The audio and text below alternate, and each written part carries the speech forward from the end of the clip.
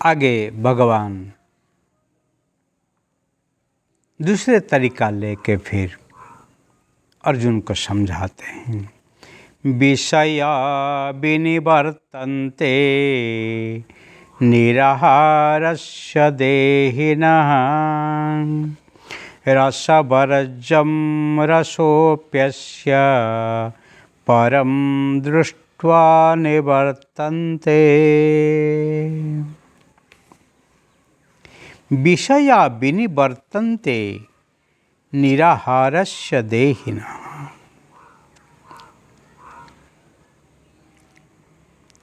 जो पुरुष इंद्रिय से कोई विषया, कोई बहिर्वस्तु को ही ग्रहण नहीं करता है और वो वस्तु ही वापस पीछे जाता है। निराहारस्य देहिना, जो देही, जो व्यक्ति आहार नहीं करता है, उसको विषया कोई तकलीफ नहीं देती है। रसवर्चम रसोप्यस्य परम दृष्ट्वा निवर्तन्ते। स्थितप्रज्ञ पुरुष की अनासक्ति भाव को देखते हैं, साक्षात्कार करके निवृत्त जो हो जाते हैं, वो इस संसार के प्रति लेश मात्र ही आसक्ति होता ही नहीं। जो आसक्त होता है, जिसको रस में लत लग जाता है, परंतु जिसको रस में कोई चस्का नहीं लगता है और वो ही रस उनको प्रभावित नहीं कर पाए, क्योंकि उनको पता है इसी देह से नहीं अनेक जन्म संप्राप्त, अनेक जन्म को पाके ही वो भोगा है। इसीलिए विषय को जो ही विषया को ही जो ही विषवत् त्याग किया है, विषयान विषवत् त्यज, जो ही विषय के प्रति आसक्त नहीं है, जो त्याग किया है, जहर जो उनके कैन के अंदर हैं, उनको बटल के अंदर हैं, जब तक वो बटल के अंदर हैं तब तक वो किसी को ही कुछ हानि नहीं पहुंचा सकता है, परंतु उसको जो ही पी लेता है फिर जहर काम करता है, विष काम करता है। इसीलिए किसी से प्रभावित होने के लिए उसके प्रति आप ही आग्रह दिखाओ और उसको ही आप लो। इसे जगत में बहुत लोग हैं, लोग कहते हैं व्यसनी है, पर व्यसन से क्या है?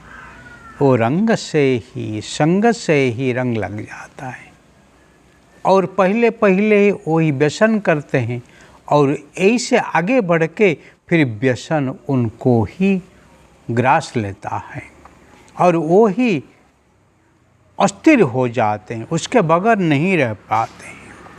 इसीलिए वो चस्का से मुक्त होने के लिए यहाँ पर भगवान कहते हैं परम दृष्ट्वा निवर्तन्ते, जो ही परमात्मा को पा लिया है, जो ही सृष्ट को पा लिया है, जो ही उनके साथ रसपान करके वो रास में जीवन बिताया है, वो ही रसवेशः परमात्मा, वो परमात्मा को पाने के लिए फिर इस जगत में ही किसी रस को वे उपभोग करने के लिए ही नहीं पड़ता है। दूध पीने वाला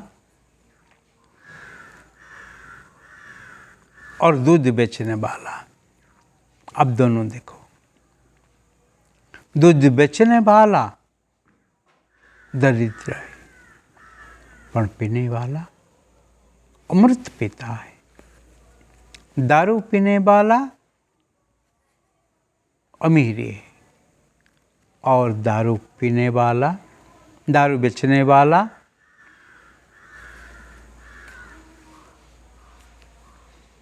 लत में आ जाता है, चस्के में आ जाते हैं। इसीलिए इसी संसार में बहुत लोग हैं जो चस्के के अंदर आके संसार चक्र में पड़ जाते हैं। उसको मुक्त करने के लिए फिर उसको एक बार अंतर्मुखी बनना है। या निराहारस्य देहिनम्, आप आहरण करेंगे तो फिर बाहर के कोई आहार आपको ही दुख देने वाला है, पर आहार नहीं करेंगे तो अभी भी आपके शरीर में कोई भी रोग हो, फिर आप क्या करना है? आहार छोड़ दो। कि नहीं तो ऐसे आहार को लो जो आपके शरीर के अनुकूल है, जो ही आपके शरीर को पोषण देता है। ऐसे आहार लेने से फिर आपके शरीर में जो जहर है, जो विषाक्त हैं, वही साफ हो जाने वाला है।